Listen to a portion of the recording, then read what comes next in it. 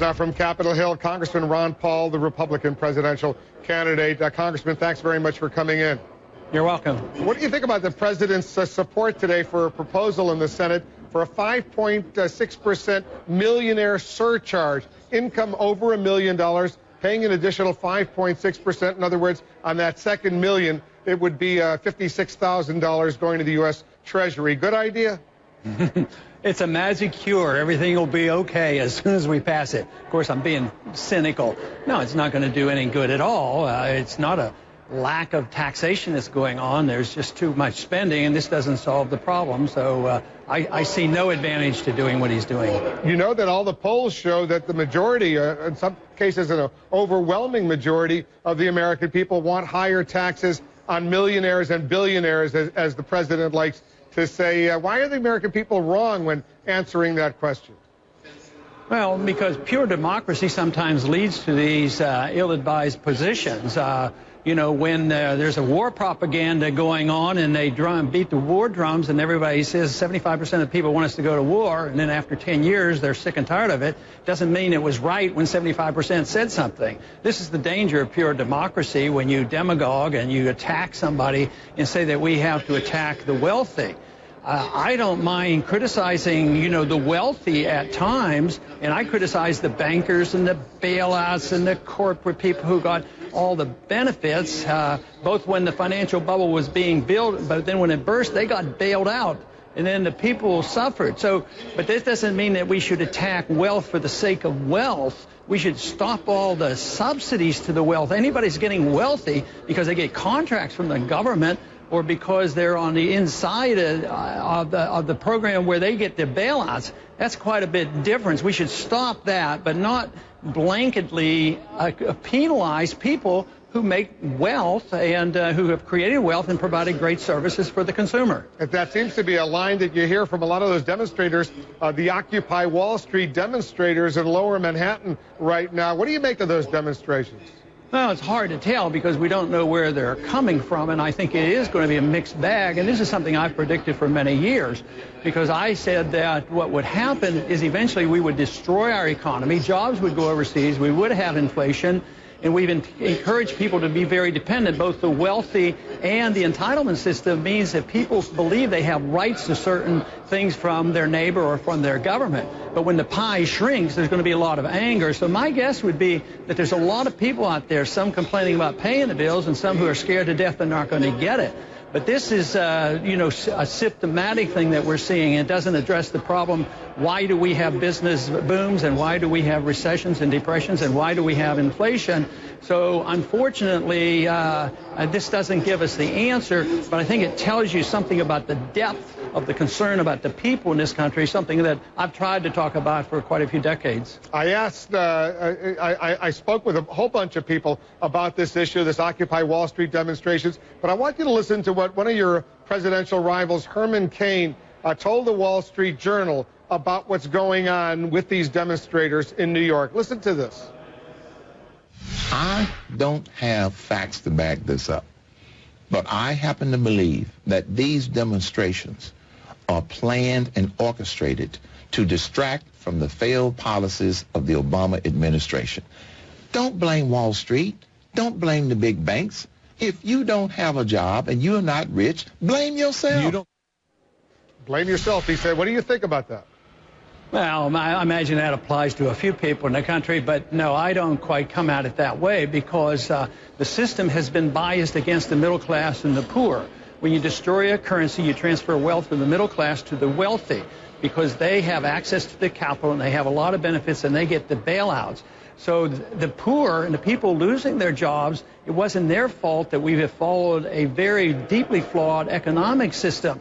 So I am not so anxious to say, yeah, it's all your fault. Yeah, if you want to be rich, you can be rich. People are begging and pleading for jobs, but there are no jobs as a consequence of bad economic policy. It's the fact that we have still accepted the notion that central economic planning and central banking under the Keynesian model can provide prosperity. That's where the flaw is. But to blame that on the average person who wants a job, I don't agree with that. Rick Perry, the governor of your home state of Texas, if he were to get the Republican presidential nomination, could you support him? Well, I don't know, because his policies have changed, and maybe if he came a little bit closer to what I'm talking about and would agree the troops ought to come home and look into the Fed, I'd certainly give it consideration. What about Mitt Romney? If he were to get the Republican nomination, could you support him? Well, the same answer. None of them are advocating my positions, but they're starting to talk a little bit like what I am, because I think like Governor Romney has actually said we should bring some troops home from Afghanistan. So I would have to find out exactly what their positions are and what the platform is that they'll be running on. Who's better from your perspective right now? I don't choose to pick on those because I see all the other candidates sort of in one group that and they're all different than what I'm talking about, because the foreign policy I advocate, neither one of them do, and the Federal Reserve, a tremendous emphasis on that. And I have a tremendous emphasis on personal liberty, the right to life and liberty and civil liberties. So I would if I put all the other candidates in another category, and I think in many ways are competing with all of them as one group. So if the Republican nominee, and if it turns out not to be you, Congressman, didn't change his or her positions and didn't come around to where you stand, would you consider running as a third party, perhaps libertarian candidate for the presidency? I haven't thought about it, and I have no plans to do that. So, no, that wouldn't be in the cards for me.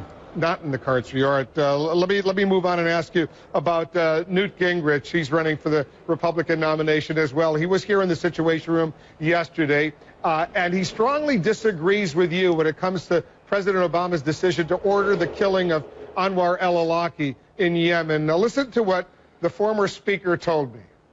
The fact is, Congressman Paul's wrong about the law. He's wrong about the Constitution. And the president was exactly right legally, and he was exactly right morally in killing somebody who was a threat to everybody. All right, so go ahead and respond to Newt Gingrich. I'd ask him to read the Fifth Amendment. It's pretty clear that you can't take a life without due process of law, especially of an American citizen. So I would say that he's way off base. This is historic. We've never had a policy that said that we can put somebody on an assassination list by a secret tribunal, so to speak. We don't even know what the qualification is or the criteria to put somebody on this list. I think this is a most dangerous precedent, and respect for the Constitution and the rule of law needs to be looked at, because I think we have lost a lot of it.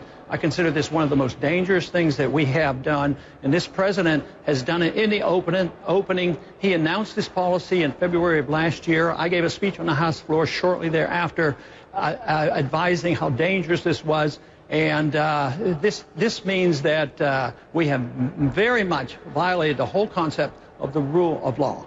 Because Newt Gingrich, in defending the president's decision, says Anwar al-Awlaki was an enemy combatant of the United States, and over all the years of warfare, the U.S. has been able to kill so-called enemy combatants. So what do you make of that argument? Well, I would ask him and the president to produce some evidence of exactly what he did and why is he an enemy, what are the charges. And, you know, if we can try Adolf Eichmann, the Israelis tried him in 1961, don't you think we could try somebody like al-Awlaki, or at least, you know, recognize that individuals should be captured when possible and tried? But this enemy combatant, anybody can, you know, the word I think has already been used is that he was a threat. I think Gingrich used that word, a threat. Well, I'm anti-war, and I might go to an anti-war rally, and what if the administration said Ron Paul is a threat? Somebody in the media, he's a threat. He's preaching that the government is doing wrong with the foreign policy. This, to me, is a very, very dangerous precedent. So would you support articles of impeachment against President Obama for this decision? I haven't introduced them, but I think it's an impeachable offense. If the mood of the country was such that they wanted to do it, yes, I could support that. Ron Paul, Republican presidential candidate, as usual, thanks very much for coming in. Okay, well. And I write about this whole debate over the